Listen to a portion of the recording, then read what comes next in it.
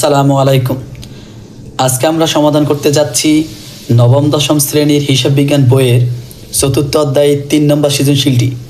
এই সৃজনশীলটা তোমাদের পরীক্ষার জন্য খুবই গুরুত্বপূর্ণ একটি সৃজনশীল।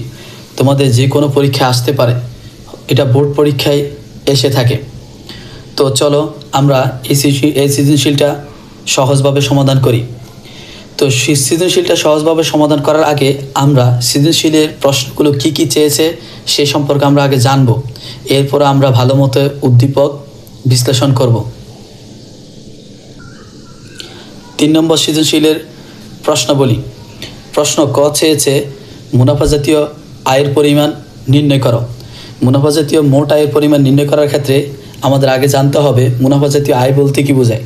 মুনাফা জাতীয় আয় বলতে বোঝানো হচ্ছে যে একটি ব্যবসা প্রতিষ্ঠান দৈনন্দিন কার্যক্রম পরিচালনা করতে যে সমস্ত আয় হয়ে থাকে বা প্রাপ্তি হয়ে থাকে সেগুলোকে মুনাফা জাতীয় আয় বলা হয়। যেমন আমরা বলতে পারি যে পণ্য বিক্রয়, কমিশন প্রাপ্তি, ভাট্টা প্রাপ্তি, বিনিয়োগের সুদ ইত্যাদি। এরপরে আমাদের খতে বলছে মুনাফা জাতীয় খরচের পরিমাণ নির্ণয় করো। তো মুনাফা জাতীয় খরচের পরিমাণ নির্ণয় করতে হলে অবশ্যই জানতে হবে মুনাফা জাতীয় খরচ কাকে বলে।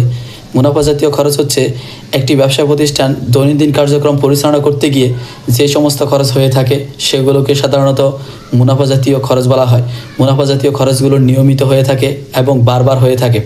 যেমন পণ্য ক্রয়, তারপর হচ্ছে যে বেতন, ভাড়া, মজুরি, আমদানি শুল্ক, ডক চার্জ, অবচয়, এই সমস্ত খরচগুলোকে মুনাফা জাতীয় খরচ বলা হয়। এরপরে বলছে গতে বলা আছে আমাদের মূলধন জাতীয় ব্যয়ের পরিমাণ নির্ণয় করো। আসলে মূলধন জাতীয় ব্যয় বলতে কি বোঝায়? মূলধন জাতীয় ব্যয় বলতে বোঝানো হয় যে কোনো একটা স্থায়ী সম্পত্তি ক্রয় থেকে শুরু করে সংস্থাপন পর্যন্ত সকল খরচকে মূলধন জাতীয় ব্যয় বলা হয়। অথবা ওই সম্পত্তিটাকে ব্যবহার উপযোগী করে তোলার জন্য যে সমস্ত ব্যয় হয় সেগুলোকে মূলধন জাতীয় ব্যয় বলা হয়। এ ছিল যেমন আসবাবপত্র ক্রয়, যন্ত্রপাতি ক্রয়, দালান কোটা, ভূমি, এই সমস্ত খরচগুলোকে বলা হয় মূলধন জাতীয় খরচ বা ব্যয়। তো এখন আমরা উদ্দীপক বিশ্লেষণ করব, আর উদ্দীপকের প্রত্যেকটা লেনদেন কোন জাতীয় খরচ বা আয় বা লেনদেনের ভিতরে পড়েছে সেগুলো আমরা পাশে লিখে রাখবো। তাহলে আমাদের প্রশ্নটা সমাধান করতে বা প্রশ্নে বলা আছে জনাব নাজিম ঢাকার উত্তরায় 2025 সালে জানুয়ারি মাসে ক্যাসেল 3 স্টার নামের একটি রেস্টুরেন্ট পরিচালনা করেন। তার রেস্টুরেন্টের কয়েকটি লেনদেন নিম্নরূপ। লেনদেন হচ্ছে তৈজসপত্র ক্রয় 80,000 টাকা। তৈজসপত্র এটা একটা ব্যবসা প্রতিষ্ঠানে বা রেস্টুরেন্টের জন্য স্থায়ী সম্পদ।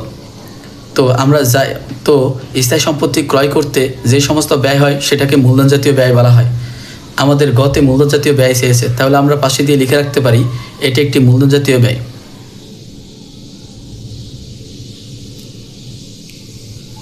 মূলধন ব্যয়।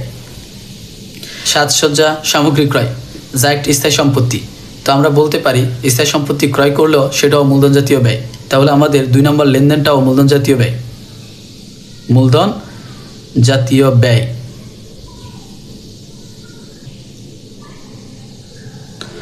এরপরের লেনদেন বলা হয়েছে প্রচারণা বাবদ ব্যয় করা হলো 3,000 টাকা। প্রচারণা শব্দের অর্থ হচ্ছে যে বিজ্ঞাপন বাবদ। বিজ্ঞাপন বাবদ ব্যয় করা হলে এটাকে মুনাফা জাতীয় ব্যয় বলা হয়।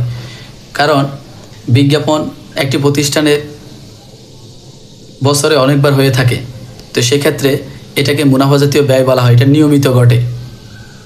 মুনাফা জাতীয় ব্যয়। এরপরে মালামাল আনার জন্য ভ্যান গাড়ি মেরামত 1,000 টাকা। ভ্যান গাড়ি মেরামত যেটা দৈনন্দিন বা নিয়মিত ঘটে থাকে সেটাই হচ্ছে যে মুনাফা জাতীয় ব্যয়। তাহলে মেরামত ব্যয়ও একটি মুনাফা জাতীয় ব্যয়। এরপরে বলা আছে যে এরপরে লেনদেন হচ্ছে রেস্টুরেন্টে জন্মদিনের অনুষ্ঠান আয়োজন বাবদ বিল আদায় হলো 22,000 টাকা। মানে আমার প্রতিষ্ঠানটা হচ্ছে যে একটা রেস্টুরেন্টের প্রতিষ্ঠান, ব্যবসা প্রতিষ্ঠান। সো এই প্রতিষ্ঠানে কেউ একজন জন্মদিন পালন করলো আর তার থেকে বিল আদায় করলাম 22,000 টাকা। তাহলে আমার প্রতিষ্ঠানে এটা আয় হিসাবে লিপিবদ্ধ করবে। এটা হচ্ছে মুনাফা জাতীয় আয়।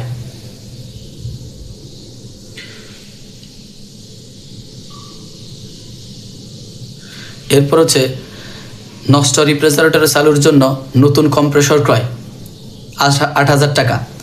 তাহলে এই লেনদেনটা আমরা একটু বুঝি বলছে নষ্ট রেফ্রিজারেটর জন্য নতুন কম্প্রেসর ক্রয় করা হয়েছে 8,000 টাকায়। তাহলে কম্প্রেসর একটি স্থায়ী সম্পদ এবং এটাকে মূলধন জাতীয় ব্যয় বলা হয়। কেন এই রেফ্রিজারেটর মেন যন্ত্র হচ্ছে কম্প্রেসর, আর কম্প্রেসর লাগানোর কারণে এই সম্পত্তিটা আরও 5 বছর ব্যবহার করা যাবে। তাহলে আমরা বলতে পারি এটি একটি মূলধন জাতীয় ব্যয়।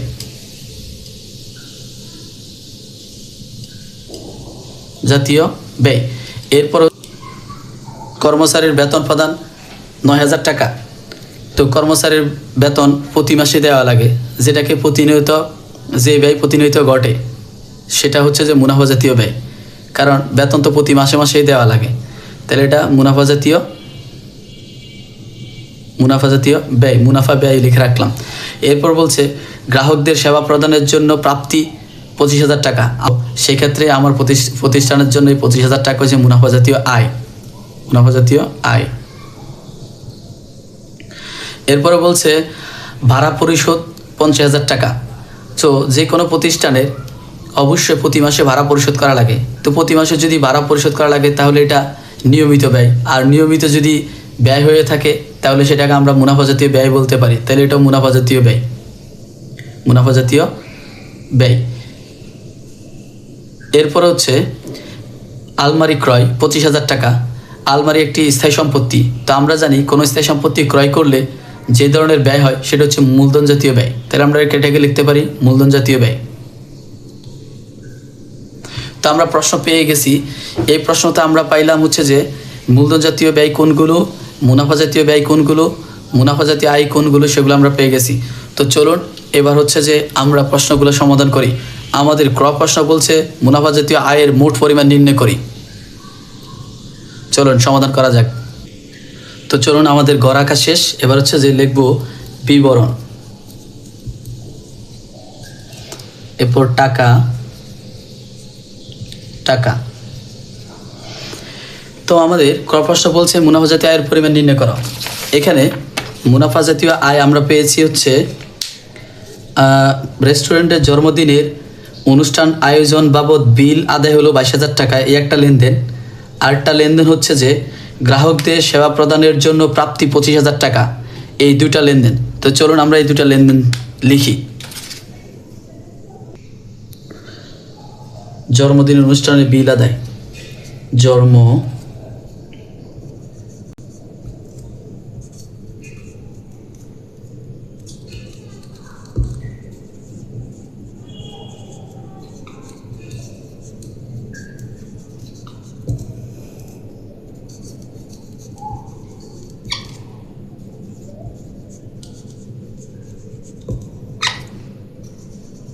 বিল আদায় কত হাজার টাকা?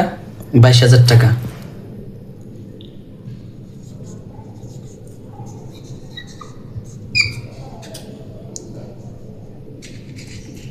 এরপরে আমাদেরকে বলছে যে গ্রাহকের সেবা প্রদানের জন্য প্রাপ্তি 25,000 টাকা। সেবা প্রদান হতে প্রাপ্তি।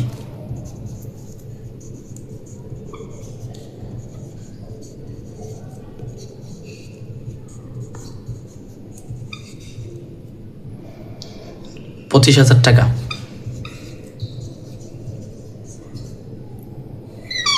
টোটাল হচ্ছে 47,000 টাকা। এই 47,000 টাকা হচ্ছে মুনাফা জাতীয় আয়। তো আমাদের ক প্রশ্ন সমাধান করা শেষ। এখন আমরা খ প্রশ্ন সমাধান করব। সুতরাং মুনাফা জাতীয় আয়।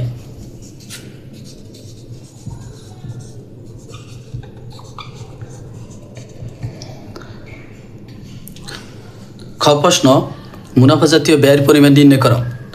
তো আমরা ঘর আঁকলাম, লিখব যে বিবরণ টাকা। তো এই প্রশ্ন আমরা উদ্দীপক বিশ্লেষণ করে কি পেয়েছিলাম? আমরা উদ্দীপক করে বিশ্লেষণ করে পেয়েছিলাম যে প্রচার বাবদ ব্যয় করা হলো 3,000 টাকা, এটা মুনাফা জাতীয় ব্যয়। এরপর পেয়েছি মালামাল আনয়নের জন্য মেরামত 1,000 টাকা, 2টা। এরপর আমরা পেয়েছিলাম কর্মচারী বেতন প্রদান 9,000 টাকা, 3টা। এরপর আমরা পেয়েছি ভাড়া পরিশোধ 50,000 টাকা, চারটা। এই চারটা আমরা লেনদেন পেয়েছি মুনাফা জাতীয় ব্যয়। তো চলুন আমরা এই চারটা লিখে যোগ করে ফেলি। 1 প্রচারণা বাবদ ব্যয়,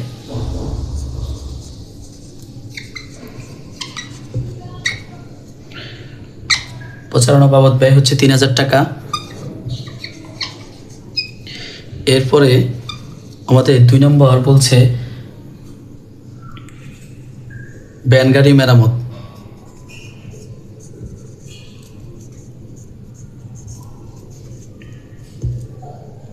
গাড়ি মেরামত কত হাজার টাকা? 1,000 টাকা। এরপরে আমাদের বলা হয়েছে যে কর্মচারী বেতন প্রদান, তাহলে বেতন প্রদান 9,000 টাকা।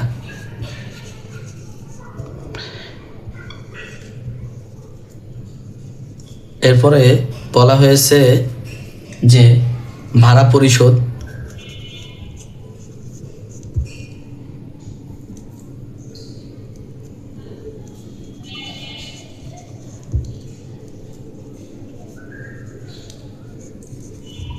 ভাড়া পরিশোধ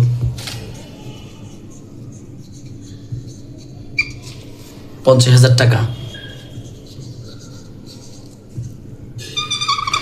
তো মোট যোগ করলে মোট মুনাফা জাতীয় ব্যয়ের পরিমাণ বের হয় 10, 60, 10 আর 50, 60, 3, 63,000 টাকা। তাহলে মোট মুনাফা জাতীয় ব্যয়ের পরিমাণ 63,000 টাকা। সুতরাং মুনাফা জাতীয় ব্যয়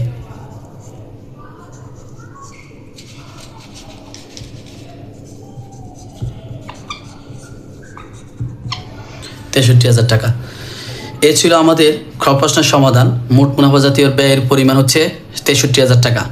চলুন এবার আমরা ঘ প্রশ্ন সমাধান করি। তো মূলধন জাতীয় ব্যয়ের জন্য আমাদের চক আঁকা শেষ। এখন আমরা লিখব বিবরণ, টাকা টাকা।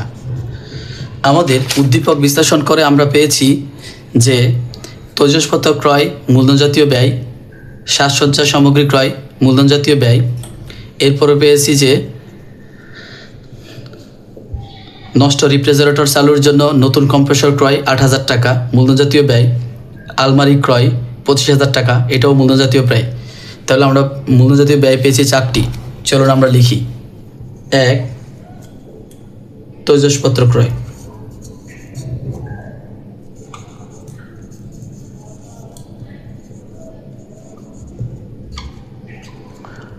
80,000 টাকা। এরপর হচ্ছে আমাদের সাজসজ্জা সামগ্রী ক্রয়,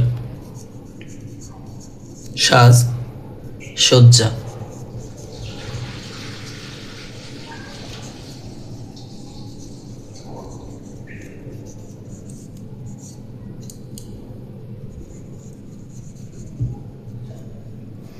সামগ্রী ক্রয় 20,000 টাকা। এরপর আমরা মূলধন জাতীয় ব্যয় পেয়েছি যে নতুন কম্প্রেসর ক্রয়, নষ্ট ফ্রিজ চালু করার জন্য নতুন কম্প্রেসর ক্রয়। তাহলে নতুন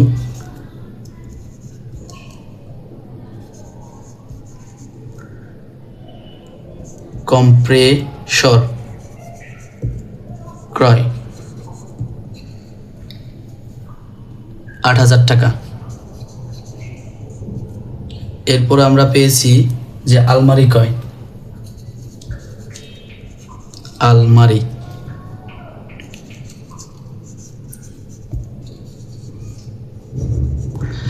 আলমারি ক্রয় হচ্ছে 25,000 টাকা।